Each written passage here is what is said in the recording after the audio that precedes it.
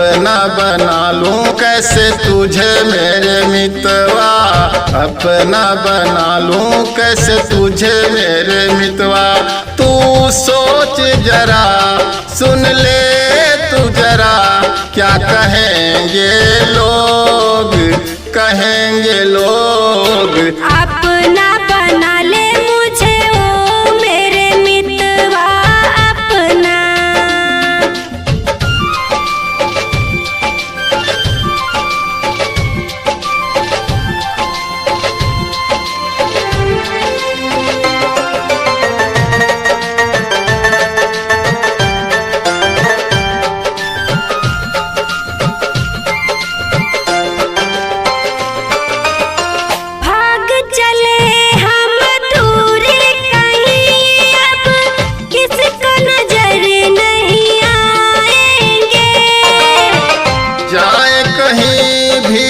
इस दुनिया की नजरों से ना बच पाएंगे।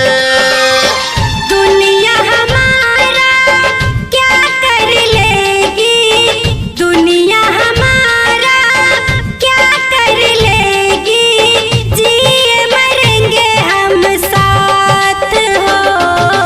लोग गवा कहेंगे हम तुमको दीवाना, लोग गवा कहेंगे हम तुमको दीवाना। दिल तोड़ो ना मुझे, छोड़ो ना मुझे, अपना बना, अपना बना, अपना बना ले मुझे ओ मेरे मितवा अपना।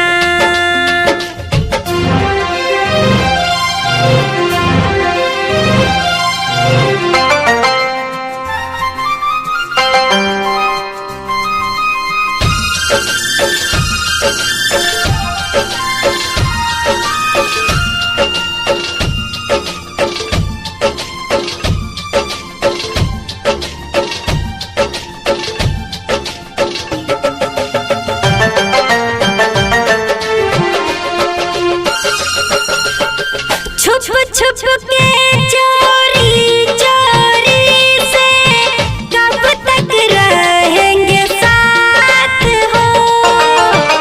जुल्म जमाना ना देख सकेगा हम दोनों का साथ हो।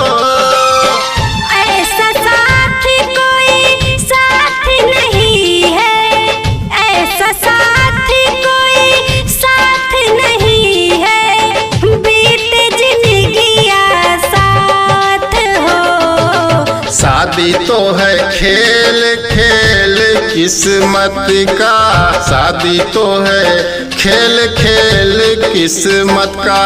ना जोखिम ले ना जोखिम ले, है कठिन डगर कठिन डगर।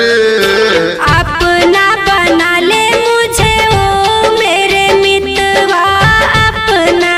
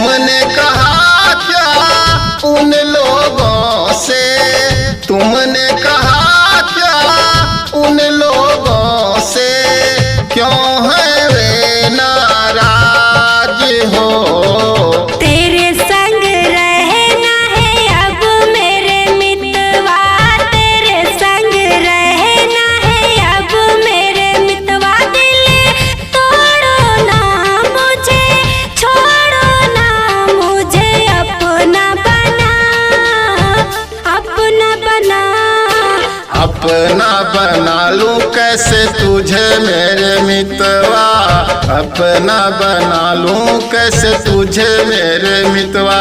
तू सोच जरा, सुन ले तू जरा, क्या कहेंगे लोग, कहेंगे लोग। अपना बना ले मुझे